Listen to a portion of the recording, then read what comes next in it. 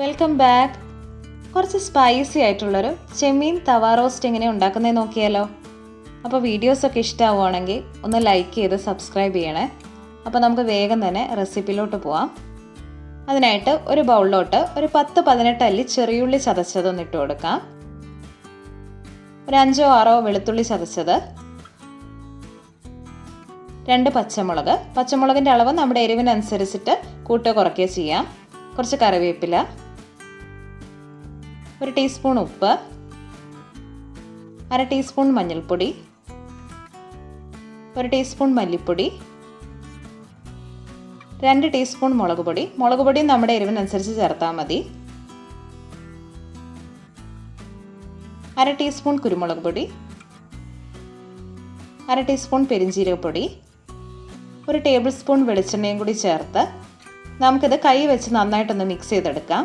ഈ ഉള്ളിയിലോട്ട് ഈ മസാലയൊക്കെ നന്നായിട്ടൊന്ന് പിടിക്കുന്നവരെ നന്നായിട്ടൊന്ന് കൈ വെച്ച് തിരുമ്മി കൊടുക്കാം.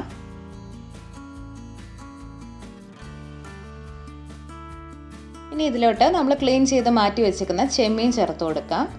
ഞാനിപ്പോൾ ഇവിടെ 20 ചെമ്മീനാണ് എടുത്തേക്കുന്നത്. കൈ വെച്ച് നന്നായിട്ടൊന്ന് മിക്സ് ചെയ്തെടുക്കാം. കുറച്ച് വെള്ളവും കൂടി ചേർത്തിട്ട് മിക്സ് ചെയ്തെടുത്താൽ മതി. ഈ ഒരു അരമണിക്കൂർ പറ്റുവാണെങ്കിൽ ഇതൊന്ന് റെസ്റ്റ് ചെയ്യാൻ വെക്കണം. അപ്പോൾ നമുക്ക് സമയം ഇല്ലെങ്കിൽ കുഴപ്പമൊന്നുമില്ല, ഇപ്പം തന്നെ ചെയ്തെടുക്കാവുന്നതാണ്. അപ്പം ഞാനൊരു അരമണിക്കൂർ റെസ്റ്റ് ചെയ്യാൻ വെച്ചിട്ടുണ്ടായിരുന്നു. ഇനി ഒരു പാൻ വെച്ച് ഇതിലോട്ട് ആവശ്യത്തിന് വെളിച്ചെണ്ണ ഒഴിച്ചു കൊടുക്കാം.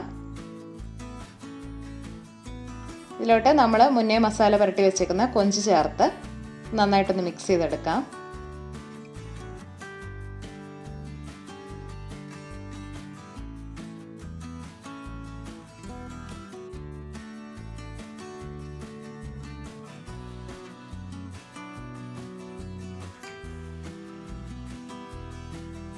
ഒരു 5-8 മിനിറ്റൊക്കെ ആകുമ്പോഴേക്കും ഇതൊന്ന് കുറച്ച് വെള്ളം ഇറങ്ങി വരും. ആ സമയത്ത് നമുക്കിതൊന്ന് അടച്ച് വെച്ച് ഒന്ന് കുക്ക് ചെയ്യാം. ഇടയ്ക്ക് ഒന്ന് അടപ്പ് തുറന്ന് ഒന്ന് ഇളക്കി കൊടുക്കണം.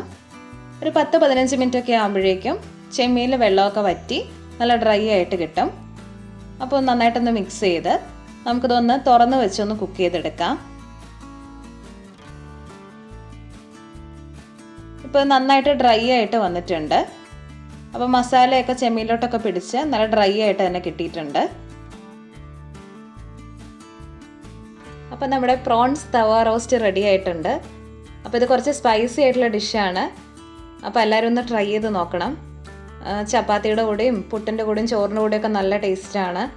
അപ്പോൾ ചോറിൻ്റെ കൂടെ ഇതൊക്കെ ഉണ്ടെങ്കിൽ വേറെ കറിയുടെ ഒന്നും ആവശ്യമില്ല. അപ്പോൾ എല്ലാവരും ട്രൈ ചെയ്ത് നോക്കിയിട്ട് ഫീഡ്ബാക്ക് അറിയിക്കണം. Thank you for watching.